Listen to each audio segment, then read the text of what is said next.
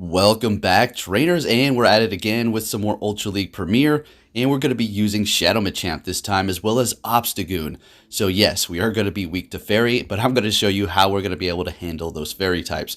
So this Machamp Shadow was going to be my Great League one. I did decide to power it up for the Ultra League. We had the secondary move, and it was going to be landing at 24.99, and it does have somewhat decent IVs, I guess. Not the best, but it is looking good for us. And then, of course, our Obstagoon here's, it's whatever. The IVs, you know how I feel about that. At least we're going to be winning priority over the other opponents if they have lower attack. So standard moves on that with the Gunk Shot, and that is going to be key to combating those Fairy types, as well as a combination of all these other Pokemon that we do have. So we're going to be also using the Clefable, of course, our level 42, well, level 42.5. I'm really contemplating putting in some XL candies just to bump it up, because it is going to be landing at 2,500 exactly at level 32, but it's not going to really make that much of a difference.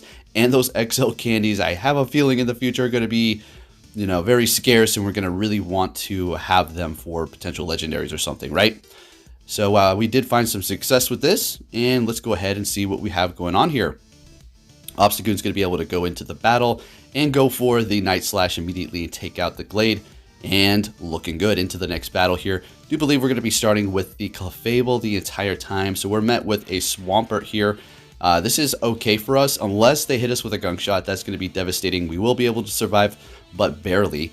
The Hydro Cannons we can take very comfortably, as you can see here. Well, I mean, they're still doing a lot of damage, but we can take another one if we wanted to. We're going to be very low, but it looks like we're deciding to use a shield here. Going to put on a little pressure with the Swampert to maybe make them use a shield. This is not going to be very effective, but still going to be enough to push him over the edge here. Going for another Hydro. Going to let this go through, and it is going to be taking us down. So we're just going to be able to farm down here with our Machamp. Building up energy on Machamp is going to be fantastic. It does hit very hard, and there's going to be things that can run, but it's still going to have a lot of coverage there. So we're going to be swapping into our Obstagoon to absorb the Frenzy Plan, I guess. It is going to be, still above half health, so we have that going on. They're going to be swapping into their own Obstagoon here, so this is getting a little bit sweaty. Going for our Night Slash, and we're not going to be able to get to another one because we're taking massive damage from counter, and they're going to have more health. Going in here with Machamp, letting this go through, knowing it's going to be a Night Slash, so we're getting a little, could have been a cross chop, and that would have hurt. So we are going to go ahead and shield this one up here, building up quite a bit of energy. They have no more shields left, and we're going to be going straight for that Rock Slide onto that Venusaur, and this is going to be enough to KO. Looking fantastic, and here we go. Don't worry, there's going to be that example of me going up against a Fairy type to kind of see how I'm going to play it out. Now, if you did watch my last video, I was describing how the mirror match, we are going to see a pretty big difference here. You're going to see I'm able to take them into the yellow first, and that is because we are level 42 with such high attack. So there are benefits of using XLs and having them. Some of them are going to be very minuscule, while some others are going to be very dramatic once you do have the ideal IVs and power them up to their maximum potential. So taking out that Escavalier, in comes the Clefable here, wanting to get to the Rock Slide, but we're going to have to go ahead and throw this before we just waste energy. We're able to get a shield, which is amazing. We are not going in there with Obstagoon because it does not want to see Charm. Going in here with ours, immediately hitting that Meteor Mash. We do have max attack as well as powered up beyond 40, so we're going to be able to win attack priority here. And now they're going for their own Meteor Mash, shielding it up. And we're going to be swapping to just gain a little bit of energy here. And it is going to be a Gramble with Charm, having a little bit of lag. Oh, you gotta love that.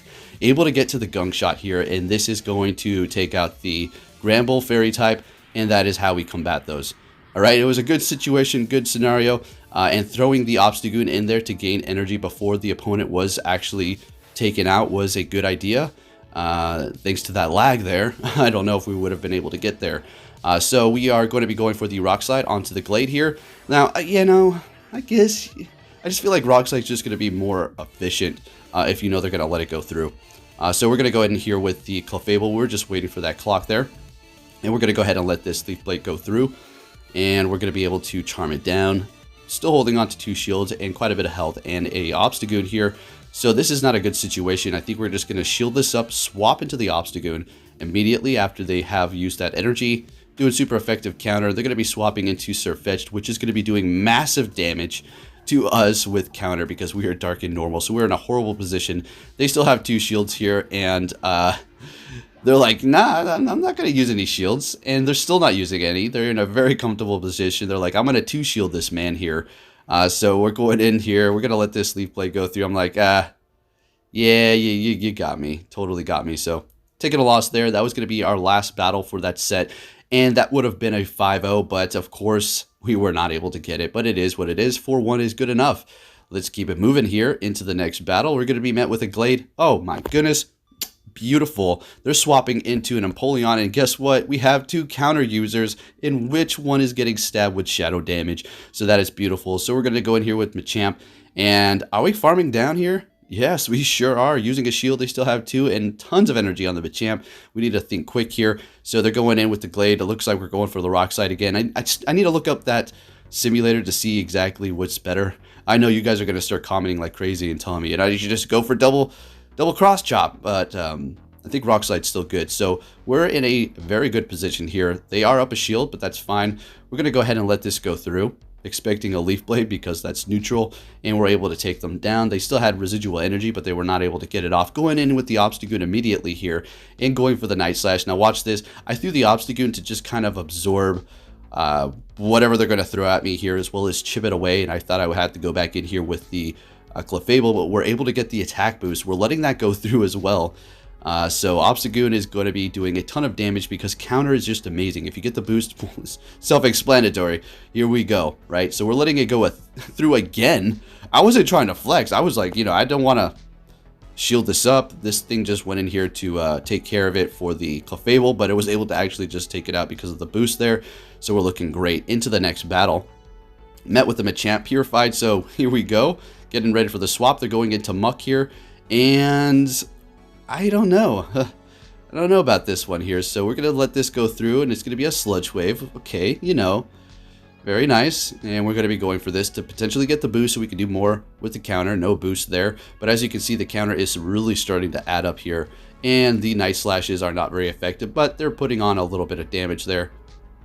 Able to get to another charge move. And I do believe I shield this one up here. It's going to be a Dark Pulse. Not very effective. We would have been able to survive that.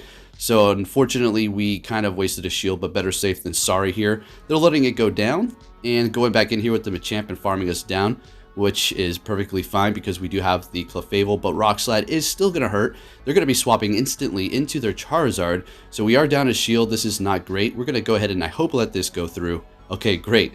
Just a Dragon Claw. We don't need to worry quite yet. Building up a little bit of extra energy, and at this point, we know they're going to use two shields, so might as well just go for two cross chops. There's one, and expecting another one here. They don't want their Charizard to go down with the Rock Slide and another shield there. So it's all up to Clefable with one shield. Not very effective charms. Can we do this? We're going to have to call this probably a Blast Burn, and there it is. And if they're able to get to another charge move, it's more than likely a Blast Burn. Unfortunately, they're able to get to another one here. We do have energy. I could have potentially farmed them down here, but we kind of tied, or yeah. So I don't hit any of those, and they come in here with the Machamp, have energy ready to go, and they're able to take me out. You can't win them all, and it is what it is. This season's lasting until March, so just let that sink in for a minute. If you're worried or like, you're not having good sets, you're winning some, but your score's pretty much staying neutral, staying right where you're at. Don't let it get to you too much. This season's lasting forever. So they're going to be making a swap into that Venusaur there. And let's see, they're going to be shielding that up. Okay, that's fine with me. It looks like we're still just going to town here.